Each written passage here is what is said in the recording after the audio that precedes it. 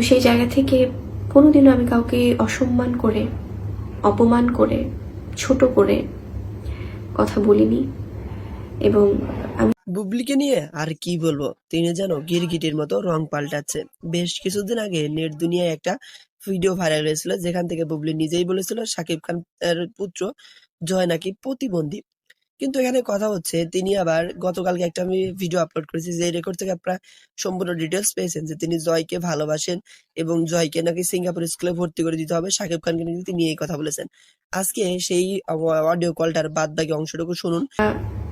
যদি আমাকে একটু পর্যবেক্ষণ করে থাকেন, যদি সময় থাকে কারো, সেই জায়গা থেকে আপনারা জানবেন যে আমি কোনোদিনও কারোর বিরুদ্ধে কখনো কথা বলিনি, কাউকে ছোট করে কখনো কথা বলিনি। সেটা ন্যাশনাল টেলিভিশন চ্যানেল হোক, সেটা ইউটিউব হোক, বা এখন তো ইউটিউবে অনেক বেশি মানুষ অ্যাক্টিভ, সোশ্যাল মিডিয়াতে ফেসবুকে অনেক বেশি অ্যাক্টিভ, যেটা হয়তো বা কিছু কিছু জিনিস যেগুলো আমি আজকে শেয়ার করছি,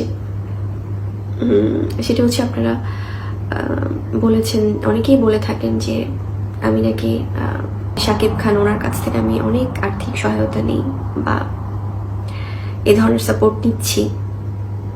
এই কথাটাও সম্পূর্ণ ভুল, কমপ্লিটলি রং। কারণ আমি যে বিষয়গুলো এখন পর্যন্ত শেয়ার করেছি, সবগুলো বিষয় আমি আমার অবস্থান পরিষ্কার করছি। কেন?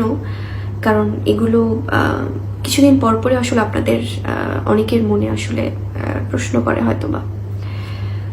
আমি কোনো আর্থিক সাপোর্ট বিয়ের পর থেকে এবং আমার সন্তান পৃথিবীতে আসার পর থেকে আমি কখনোই কোনো আর্থিক সাপোর্ট ওনার কাছ থেকে আসলে নেইনি, সে সন্তানের বাবা হিসেবে বা হাজবেন্ড হিসেবে, এটা ডেফিনেটলি। এবং এছাড়া হয়তো অনেক সময় অনেক ব্যাপারে অনেক কিছু ওকে গিফট করা বা শপিং করা, সেগুলো আলাদা বিষয়, কিন্তু প্রতিনিয়ত বা সবসময় কোনো আর্থিক সহায়তা আমি কোনোদিন আজ পর্যন্ত তার কাছ থেকে আমি নেইনি। এবং আমার সন্তানের জন্যও না, সেটা সে বাবা হিসেবে যদি কখনো ফিল করে, সেটা সম্পূর্ণ তার নিজের ব্যাপার। বা যদি কোনো না কোনো বিষয়ে কিছুটা হলেও ভুল বোঝাবুঝি তৈরি হয়ে থাকে, সেটা দূর করার চেষ্টা করা, বা আমার জন্য যদি একজন দর্শক হলেও একটু হলেও কষ্ট পেয়ে থাকেন, তাহলে সেই কষ্টটা দূর করার চেষ্টা করা একজন মানুষ হিসেবে হলেও আমার দায়িত্ব।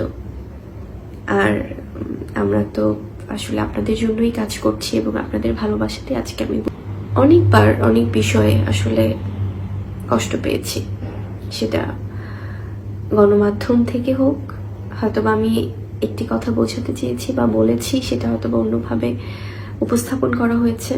জায়গা থেকে যদি বলি,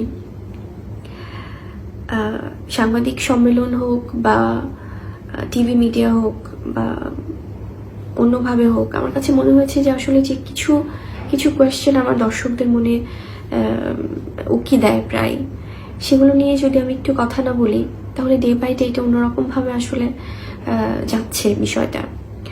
তো যার জন্য আমি হয়তোবা সব সাংবাদিক ভাইয়াদেরকে ডেকে কথা বলে বা বোনদেরকে ডেকে কথা বলে হয়তোবা আমি একটা ইস্যু থেকে আরেকটা ইস্যু থেকে আরেকটা ইস্যুতে আমি চলে যেতাম, কথা প্রসঙ্গে কথা আসতো।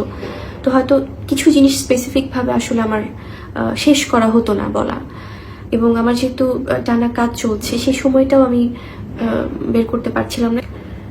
তো সেই জায়গাটা থেকে আমার কাছে মনে হয়েছে যে আসলে আমি শুধুমাত্র আমার অডিয়েন্সদের জন্য বা যে সকল আমার শ্রদ্ধেয় গণমাধ্যম কর্মীরা আছেন তাদের জন্য আমি আমার কিছুটা হলেও শেয়ার করা উচিত।